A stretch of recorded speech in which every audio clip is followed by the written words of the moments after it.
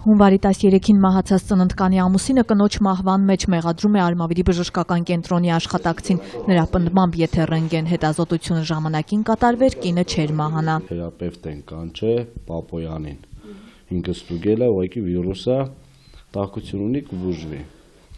Պապոյանն ասել էր, որ ոչ մի բան չկա թոքերին, այդ ապարատով էր լսեակաժներին դնել։ 28 շաբաթական հղի Արաքսիա Դանիելյանի ջերմությունը դեկտեմբերի 26-ին բարձրանում է, քույրն ու ամուսինը ենթադրելով, որ թոքաբորբ է, տեղափոխում են Արմավիրի բժշկական կենտրոն։ Կնոջը զննելով հերթապահ բժիշկը հերքում է թոքաբորբի վարկածը եւ խորհուրդ է տալիս հետագա զննության համար տեղափոխվել ծննդատուն, որտեղ էլ Արաքսիան մնում է մինչեւ դեկտեմբերի 28-ը։ 3 օր իրան ոչինչ չեն արել, չեն հետազոտել։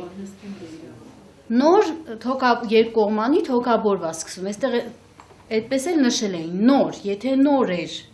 ասենք, ինչ եղավ, մի օր ու կես էլ հանրապետական մնաց, ծայրահեղ վատացավ։ Անդրանիկ Պապոյանը պնդում է, որ չնայած ինքը ստուգել է Արաքսիայի շնչառությունը եւ կասկածելի ոչինչ չի նկատել, սակայն նշանակումից առաջ հանձնարարել է ռենտգեն հետազոտության ենթարկել հղիին։ Հիվանդը ջերմությունից բացի ուրիշ բողոքներ չունի։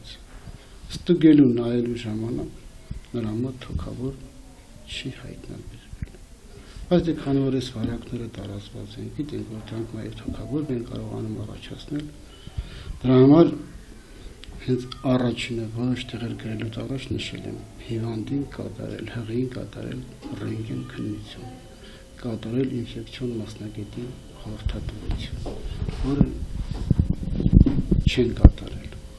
Ով պիտի կատարեր։ Ծննդատուն, որտեղ նա պարկած էր։ Ծննդատանը Արաքսիային ընդունած մանկաբարձ գինեկոլոգ Բելա Կարապետյանը հաստատեց, որ բժիշկ Պապոյանի ցուցումը ստացել է։ Այո, ցուցումը տվել, դա ասում եմ, մենք ինքը սիստեմայի տակ էր, որ բարձր ջերմություն էր, սիստեմայի տակ էր։ Ու մինչև գիշերվա 2-3 այդպես սիստեմայի տակ էր։ Հետո ասեցի դե հանգստացի, առավոտը դա 3 ժամին կարելի անել սիստեմա։ Ինչի հաջորդ օրը ինչի ես դες ասեմ, потому что մի սուտկա առավոտվանից որ ինքը ջերվում էր։ Ռենտգեն կարող է ոչ մի բան ցույց չի տալ, потому что բժիշկը ոչ մի բան չի լսել։ Ինքը գրում է վիզիկուլար շնչառություն։ Դա նորմալ թոքի շնչառությունն է։ Ինքը ինչ որ լսում է, դա էլ գրում է։ Թերապևտը եկել է, նա էլի գրում է վիզիկուլար շնչառություն։ Կիրագիորն էր դա։ Արդեն 2 շաբթի առավոտը ռենտգենը ցույցատվել, որտեղ երկու կողմանի ներքի